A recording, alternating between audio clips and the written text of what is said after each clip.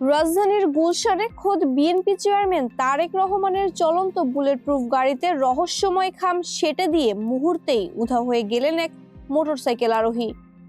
কি লেখা ছিল সেই খামে, আর কে ছিলেন সেই রহস্যময় বাইকার? সর্বোচ্চ নিরাপত্তা বলয় ভেদ করে এমন দুঃসাহসিক কাণ্ড ঘটিয়ে নির্বিঘ্নে পালিয়ে যাওয়ার ঘটনা জনমনে জন্ম দিয়েছে গভীর উদ্বেগ।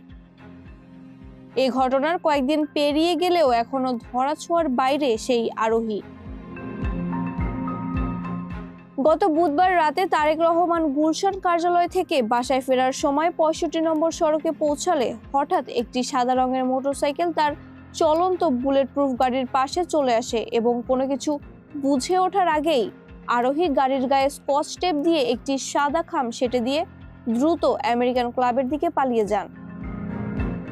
এই ঘটনায় তারেক রহমানের নিরাপত্তা দল সিএসএফ ও সংশ্লিষ্ট মহলে উদ্বেগ তৈরি হয়েছে।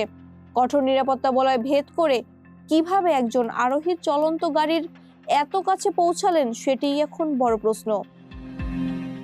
যদিও এ বিষয়ে বিএনপির পক্ষ থেকে কোনো আনুষ্ঠানিক সাধারণ ডায়েরি করা হয়নি, তবে ঘটনাটি জানার পর গুলশান থানা পুলিশ নিজেরাই একটি জিডি করেছে এবং তদন্ত শুরু করেছে। সিসিটিভি ফুটেজ বিশ্লেষণ করে পুলিশ জানিয়েছে আরোহী একটি সাদা রঙের হিরো হাঙ্ক মোটরসাইকেল ব্যবহার করছিলেন।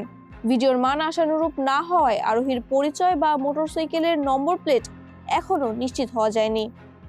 তবে রহস্য দানা বেঁধেছে খামটি নিয়ে।